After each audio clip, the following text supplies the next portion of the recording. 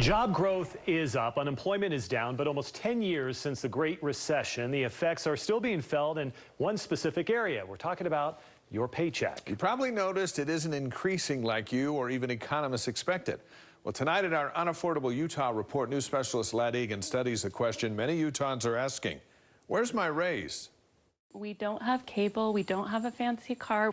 The things that I'm paying for are things that we have to have. As a single mom, Angela McKinnon says the money crunch is overwhelming. I've thought about getting a second job a million times, but when I have a kid at home. After a decade on the job, the small raises she gets are quickly swallowed up with the higher cost of living. I need it to even live.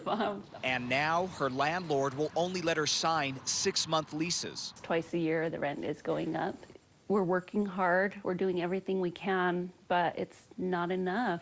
She's not alone in feeling like something is lagging in Utah's economic boom. Economists say wages should have increased years ago. So in the early stages of the recovery, that was just a question for us. Unemployment rate is coming down. Where is the wage growth?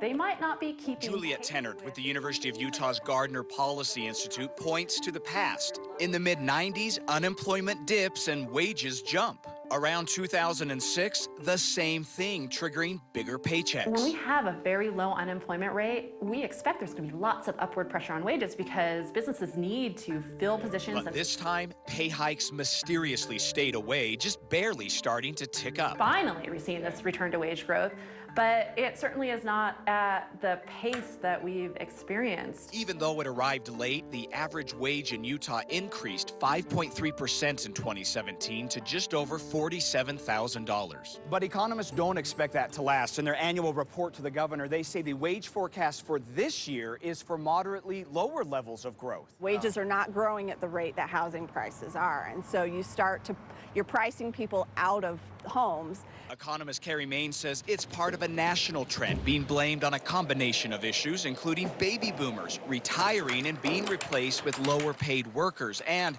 a truly post-recession phenomenon. Companies playing it safe by handing out one-time perks like hefty signing bonuses or free housing instead of permanent raises. If they increase your wage, they've locked themselves in. It's very difficult to pull back on a worker's salary. Sure, these cash infusions give families cash to spend, but TENNERT says it's not the same as a salary bump. You don't want to commit those funds to a mortgage because they're not guaranteed on an ongoing basis. So what do you do if you're stuck with a stagnant salary? If you feel as though wages aren't going up, you need to make a move. Moving to a job in tech, construction, or healthcare could pay off. Worker shortages in those industries are resulting in more take-home pay.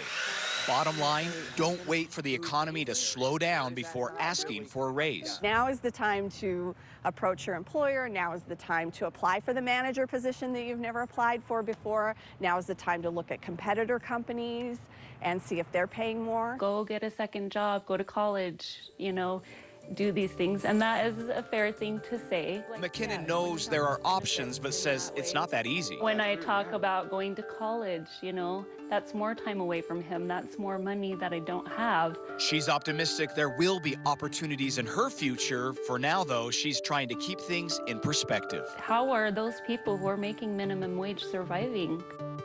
I don't know. The number of workers quitting their jobs is at its highest level since 2001, and that is actually a good thing.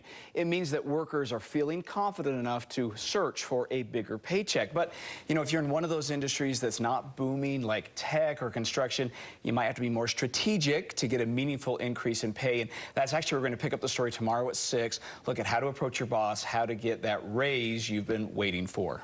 So, Ladd, if you're in one of those industries and you want to make a move, how long are these good economic times going to go? I talked with economists. They say that we don't have any of those classic signs of overheating, so they think that we will keep on growing for at least the next couple of years. And so they say, of course, the cycle will moderate at some point, so you really do need to act now, not wait for the recession when workers really hunker down and play it safe. Yeah, play on your strong point, which is now. Hey, thanks, Ladd.